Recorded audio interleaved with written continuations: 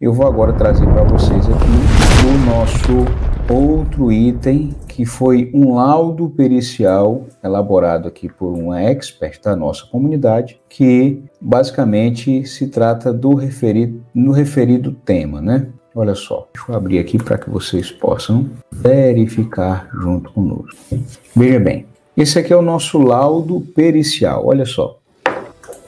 Esse é o nosso laudo pericial, está aqui constando o objeto da perícia. Deixa eu melhorar aqui o tamanho para ficar bom de todo mundo ler. A demanda refere-se ao preenchimento pela requerente de requisitos para ser declarada imune ao ITBI, Imposto sobre a Transmissão de Bens Imóveis, relativos ao imóvel registrado sob a matrícula tal, no primeiro cartório de registro de imóveis de Curitiba, no Paraná, imóvel este, dentre outros integralizados, para a realização do capital social na constituição de empresa. Destaque, olha aqui para mim. Existe uma imunidade condicionada, como nós bem sabemos, né? Se você ainda não sabe detalhes sobre isso, volte um pouquinho nas nossas aulas que estão na área de membros da comunidade, porque nós falamos sobre ITBI, a imunidade do ITBI na integralização de bens imóveis para formar o capital social de uma empresa. Então, quando eu vou constituir uma pessoa jurídica e eu integralizo imóveis a essa pessoa jurídica, para que assim eu constitua o capital, o dinheiro dessa empresa, né, os recursos dessa empresa,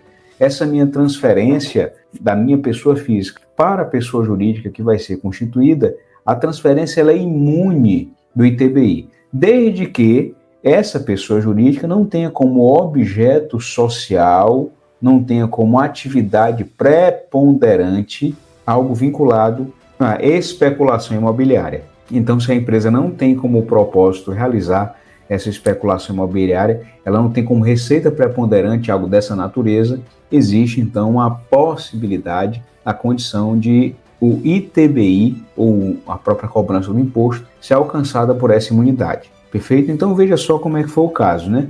E até resumindo aqui para que você compreenda. O próprio município, né, de Curitiba, ele concedeu essa imunidade a uma determinada empresa, tá? E ficou observando essa empresa durante 2 anos. Foi integralizado imóveis ao capital dessa empresa, estruturando, né, o que nós conhecemos por holding patrimonial, é o holding familiar, e aí foi incluído nesse capital social alguns imóveis. Ocorre que a empresa ela não oferiu o faturamento, como nós vamos ver aqui, como sendo objeto, alguns dos objetivos desse trabalho pericial também esclarecer alguns pontos relativos, né, a essa questão das receitas, etc. E nós vamos ver aqui, como vocês podem perceber, como é que foi o tratamento do fisco sobre essa isenção, ou seja, considerando que a empresa ela não oferiu receita e etc., o fisco lavrou um auto de infração, cobrando o ITBI que ele abriu mão de receber em função de uma imunidade condicionada a essa questão da atividade. Vocês entendem? Vocês estão compreendendo aí, pessoal? Fala comigo aí nos comentários. Tá claro para vocês? O que aconteceu? Eu vou constituir uma pessoa jurídica. O objeto social dessa pessoa jurídica e a atividade preponderante é venda de equipamentos de informática. Não tem nada a ver com questão imobiliária, com especulação de imóveis, compra e venda de imóveis, não tem nada a ver com isso, ok?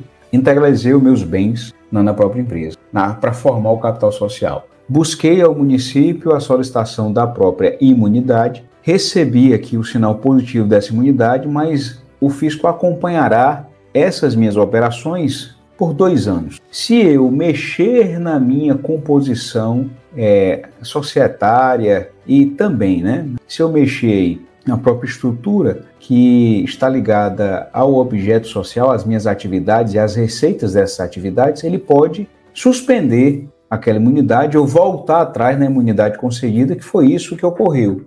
Olha só, acompanha comigo. Imóvel este, dentre outros, integralizados para a realização do capital social na constituição de uma empresa, uma holding de participação. Em 18 de janeiro de 2018, conforme respeitava a decisão proferida, o movimento 44 com teor na sequência reproduzida. Olha só. O ponto controvertido da presente demanda gravita em torno do preenchimento pela autora de requisitos para ser declarada imunidade relativa ao ITBI e de direitos a ele relativos. Intimadas as partes do interesse na dilação probatória, manifestou o réu não ter provas a produzir, ao passo que a autora pugnou pela prova pericial contábil. Ora, o artigo 156, parágrafo 2º da Constituição Federal, inciso 1º, prescreve que não incide TBI, dentre outras hipóteses, sobre a transmissão de bens ou direitos incorporados ao patrimônio da pessoa jurídica em realização de capital, salvo se a atividade preponderante do adquirente for compra e venda desses bens ou direitos, locação de bens imóveis ou arrendamento mercantil, nos termos do artigo 37, parágrafo 1º do CTN. Considera-se caracterizada a atividade preponderante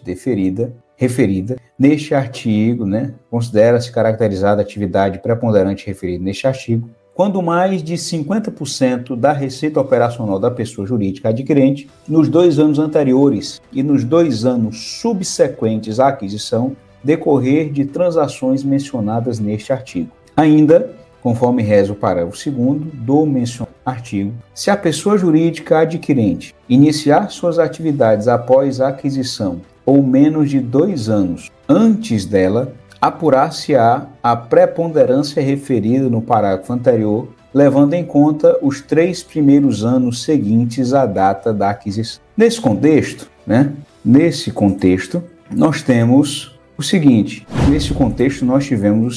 veja, a empresa ela fez a integralização do capital, ela realmente fez aí o seu trabalho, entrou aí com o pedido e etc. Foi então deferido esse pedido para que houvesse realmente a entrega ou a imunidade definida. O trabalho de solicitação dessa imunidade aconteceu e aí houve depois uma autuação fiscal que nós vamos visualizar aqui juntos acerca dessa situação aqui que nós estamos observando e construindo. Repare bem, O que é que foi feito, Olha só, as partes, elas apresentaram quesitos dos autos, dessa forma o conteúdo da determinação remete à delimitação do objeto da prova pericial, está aqui o laudo construído. O desenvolvimento do trabalho de produção de prova pericial, cabe destacar que a metodologia científica é aquela que está lá na própria norma da contabilidade, porque quem realizou esse trabalho foi uma profissional da contabilidade.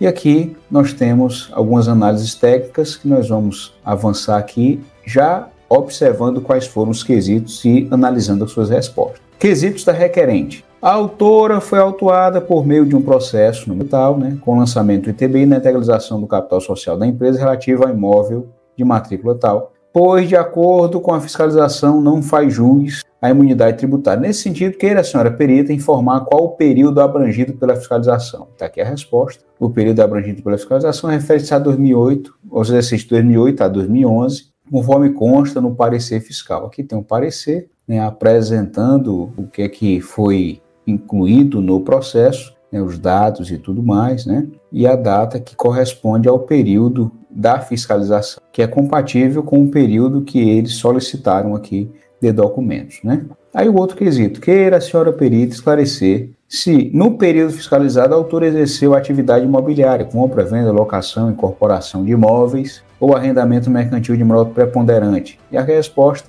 considerando que ela tem de dados ou demonstrações contábeis, balancetes, balanços patrimoniais, demonstração de resultado referente ao período, constata-se que, pelos seus registros apresentados, excetuando os processos de integralização do capital realizados pelos próprios sócios para a constituição de uma entidade, não há quaisquer movimentações que caracterizem a atividade imobiliária à luz das normas contábeis em vigência. Outro quesito, Queira a senhora perita esclarecer se no período fiscalizado a autora auferiu receita operacional de alguma natureza, Ou seja, receitas, aqui conceitua, a questão das receitas, e ela diz que não houve movimentação classificada como receita nesse. A requerida também apresentou os seus quesitos. Considerando a senhora perita, ou as receitas auferidas pela empresa desde a sua constituição, queira o senhor perita informar em qual exercício fiscal deu-se início à atividade da empresa, em outras palavras, a partir de que exercício a empresa passou a oferir receita. E aqui, como vocês bem sabem, esse processo ele já foi abordado por nós em outra oportunidade,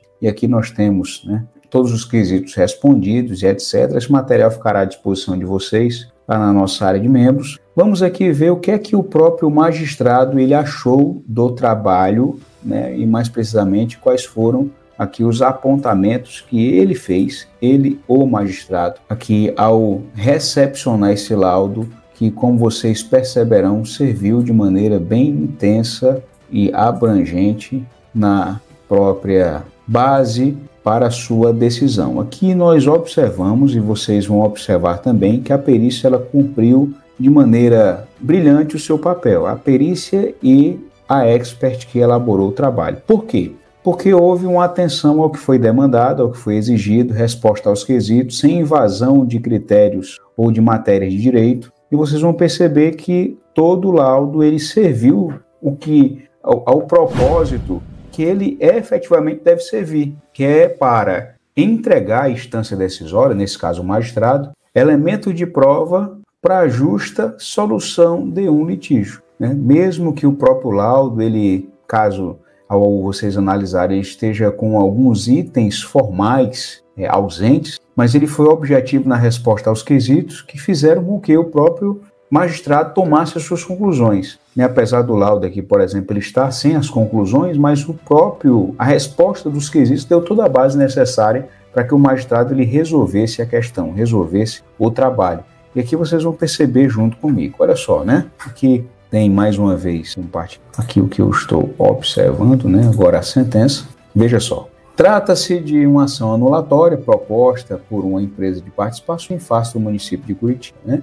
E aqui ele está apresentando o caso, né, rapidamente, como a gente pode observar nas sentenças que nós temos contato. Em linhas gerais, narra a petição inicial que a autora, no momento de sua constituição, em 18 de janeiro de 2008, adquiriu um imóvel de matrícula tal, integralizando-o em seu capital social. Assim, buscou a imunidade do respectivo imposto de transmissão de bens imóveis, ITBI. Contudo, a autora teve o pedido negado administrativamente sob o entendimento do fisco municipal de desvio de finalidade da empresa. Ocorre que no período fiscalizado, 2009 a 2011, a autora se encontrava totalmente inativa, isto é, desprovida de receita. Logo por força do artigo 156 da Constituição Federal e do artigo 36 do CTN, faria jus à imunidade. Daí a presente ação, pela qual se requer que seja declarada a ilegalidade do débito. Vou só consertar aqui o que eu havia dito, né? Eu disse que havia sido entregue a imunidade, mas como vocês podem perceber, também pode ter uma falha no magistrado, mas acredito que não, né, nossa.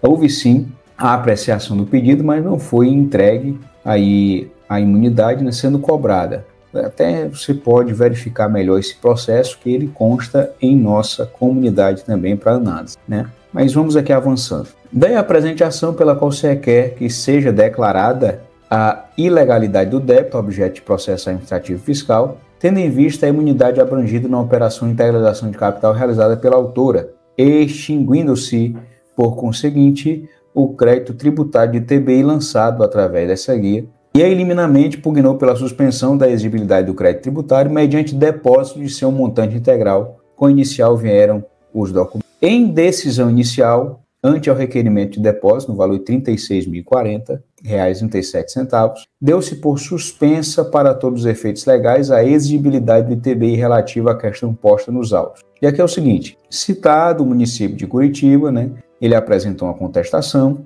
defende que o ITBI deve incidir sobre a transferência do imóvel, uma vez que a empresa autora teria sido criada com fito exclusivo de planejamento tributário e não para o desenvolvimento de atividade econômica, isto é, há desvio de finalidade, caracterizador do abuso de direito, e alega o réu que a intenção do constituinte ao conceder referida imunidade foi de incentivar a economia e a geração de empregos, o que não abrange o caso em espécie. Colaciona decisões administrativas e pede ao final pela improcedência do pedido. A empresa, né, ela pediu para que o próprio débito constituído através da lavratura do auto de infração, o crédito tributário decorrente do auto de infração, ele fosse considerado nulo, né, e passasse a ser extinto, e fez então essa movimentação de natureza judicial, e o município ficou aqui como o requerente, ou melhor, o requerido na causa. Vamos avançando aqui. Na réplica, né, instaladas as partes à especificação de provas, a autora requeriu prova pericial contábil, ao passo que o réu manifestou não ter prova a produzir.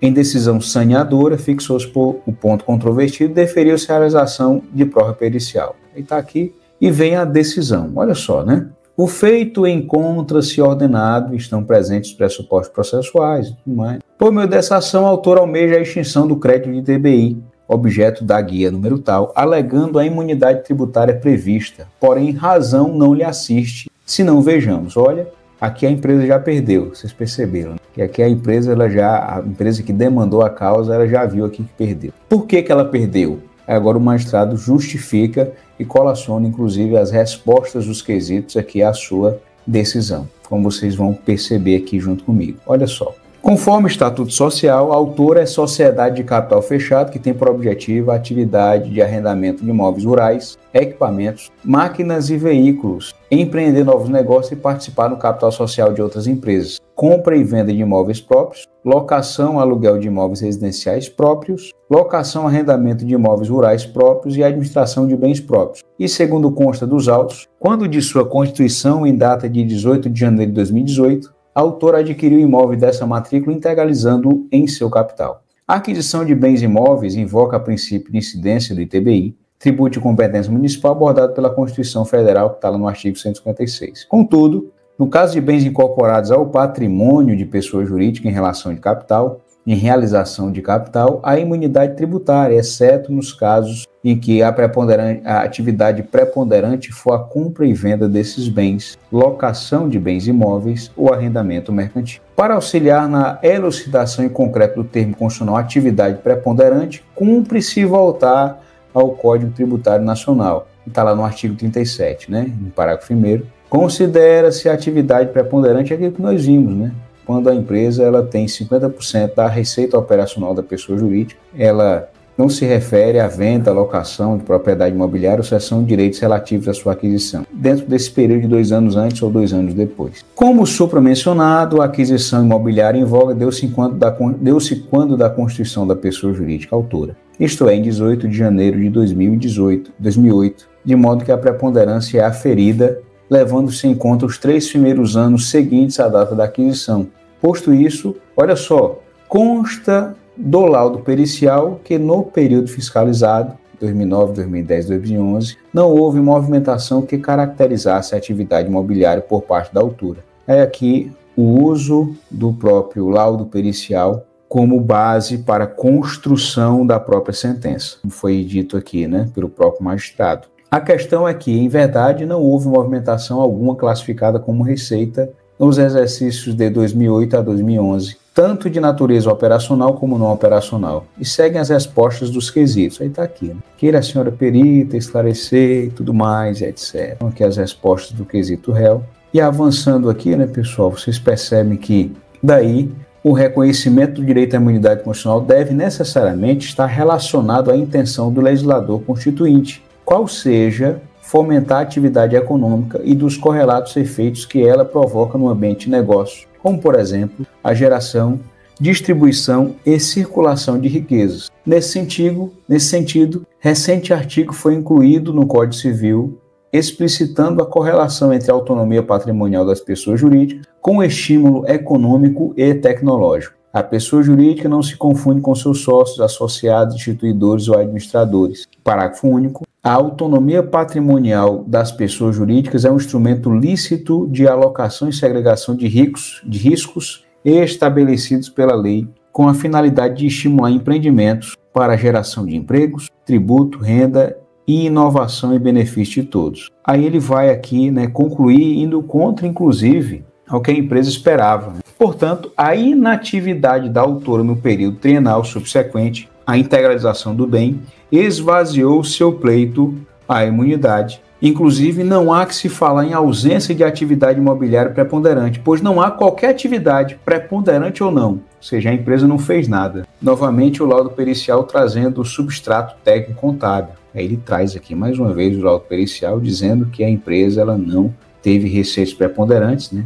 A perita se atendo ao que é pedido no laudo, esclarecendo o próprio ponto. Tal contexto não atende ao interesse constitucionalmente tutelado por meio da imunidade, isto é, estimular a empresa. E aqui avançando muito mais, a gente observa aqui o que é que tem de conclusão, tá? Sobre o caso, tá aqui as jurisprudências inclusas, né?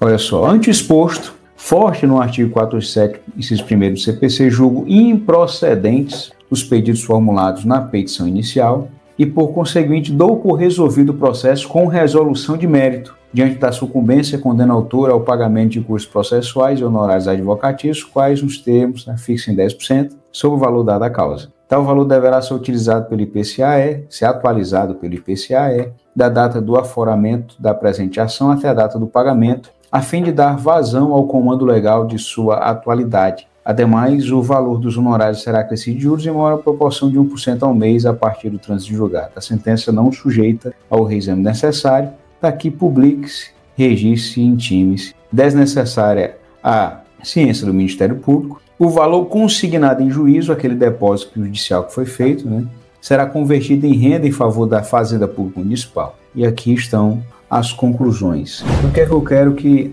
nós possamos extrair desse caso? Olha só, meus amigos, o que eu quero que a gente perceba aqui? Nesses dados serão compartilhados com vocês na nossa área de membros. O que é que eu preciso que vocês recordem ao analisar uma questão como essa? Não é porque você sabe que existe uma imunidade, que essa imunidade é condicionada, que você vai constituir uma pessoa jurídica e botar imóveis nela só para colocar esses imóveis lá sem ter o substrato, sem ter o propósito, o sentido puramente econômico disso ocorrer, entende? A empresa não vai ter movimento nenhum, é só para abrigar imóveis. Muito bem, mas se ela não tiver receita nenhuma, ela não vai ter atividade preponderante nenhuma e, consequentemente, aquilo que você imagina que vai ser um sucesso no lance da economia de natureza tributária, no caso do ITBI, pode cair por terra. Então, é importante nós refletirmos bastante sobre isso. Observe que aqui, na condição de perito do juízo, certo? A perita ela foi imparcial,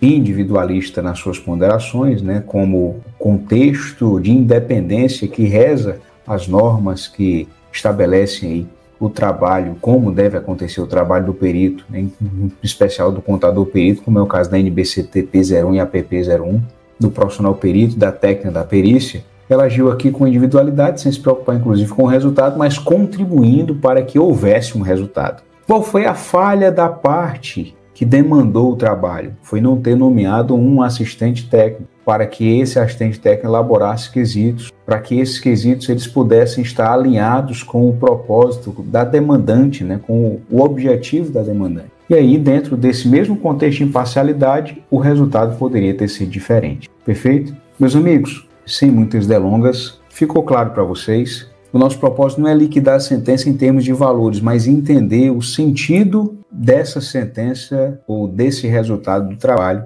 onde depois vocês poderão rever, analisar esse material individualmente, mas espero que vocês tenham compreendido, espero que tenha feito sentido aí para vocês esse acompanhamento, que agora vocês tenham percebido que a atividade pericial na matéria tributária, ela tem sim um começo, meio e fim, remunerações aí por tudo isso, mas principalmente quando você está atendendo alguém no cenário extrajudicial, orientando, dentro de uma consultoria tributária, os efeitos, os impactos, essa experiência de como é a situação no judiciário, ela vai servir, ela serve de base para que você tome a melhor decisão e entregue o melhor serviço. Então, é importante que a gente perceba todos os pormenores e reflexos de tudo aquilo que é feito. Certamente, essa pessoa que constituiu essa holding imaginou que só o fato de constituir a holding não ter operação nenhuma fosse livrá-la de qualquer atentado por parte aí do ente tributante. Ela percebeu que não é. Óbvio que existe aí uma outra instância para se recorrer, mas você observa aqui que os argumentos são firmes e para